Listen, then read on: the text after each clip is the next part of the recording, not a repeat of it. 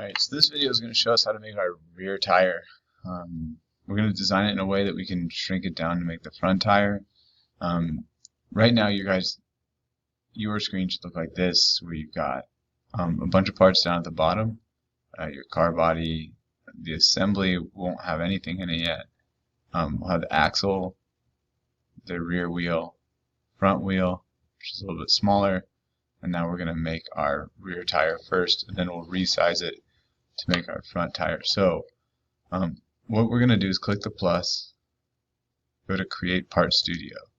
So we're creating all these parts in it, and then they stay in this little document so we can find it easier later. So now I'm going to start a sketch in the front view. Right click, View Normal to Sketch Plane. So rotate so we can see well. I'm going to take a circle at the origin, so start on the origin, and just make 2 circles. Now I'm going to get my dimension tool, and I'm going to dimension the inside at 1.25. Now I'm going to dimension between the 2 circles. So I'm going to click both circles and dimension that 0.15, and that will make that when we resize this later to make another part, it'll stay 0.15 away no matter how large our inside diameter is. So I'm going to click the check and then extrude, and I'm going to extrude this ring to 0.5. That gives us the body of our car. Now I like to turn off the planes after the first one because normally you don't need them and they kind of get in the way.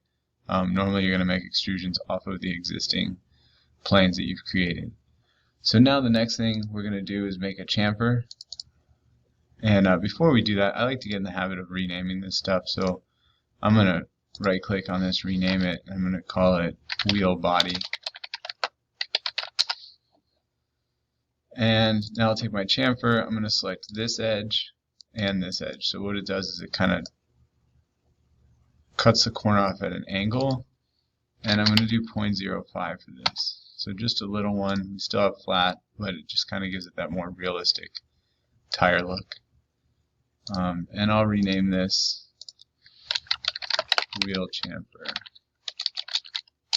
All I do is right click on it and choose rename.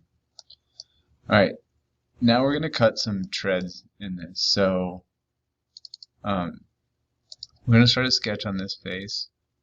Sketch, I'm going to select that face.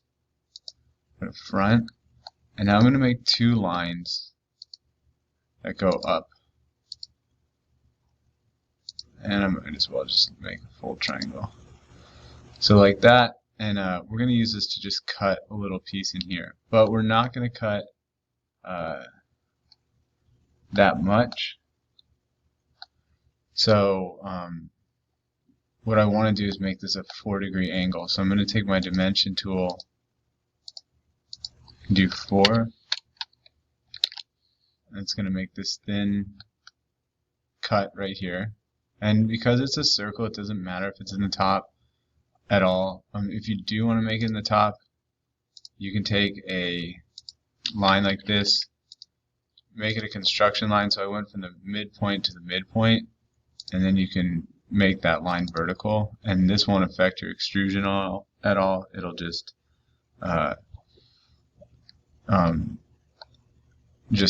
keep it centered there. So now what I'm going to do is I'm going to take a circle.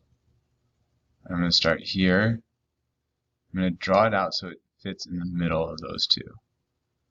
Then I'm going to grab the outside of the tire, so I'm going to use it, so drew it in there.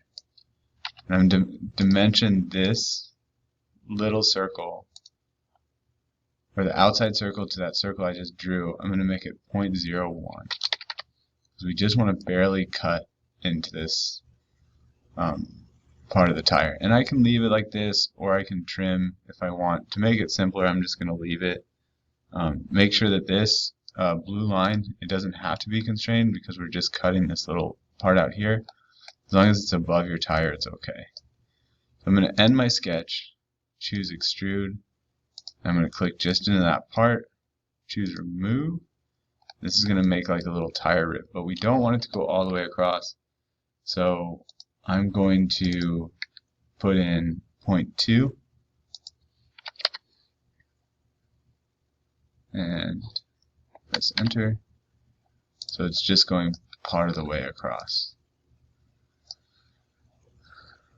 And I'm going to rename that tread 1. So we're going to have another tread on the other side. And that's there. We're going to circular pattern this. So I'm going to choose circular pattern from over the top.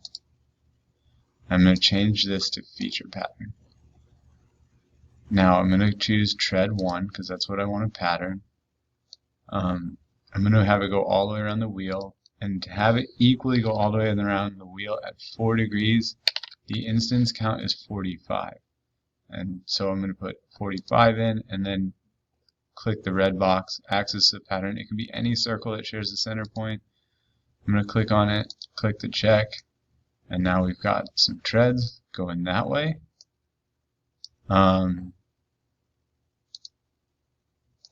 And I'll rename this tread 1 pattern so we don't get confused with the other one.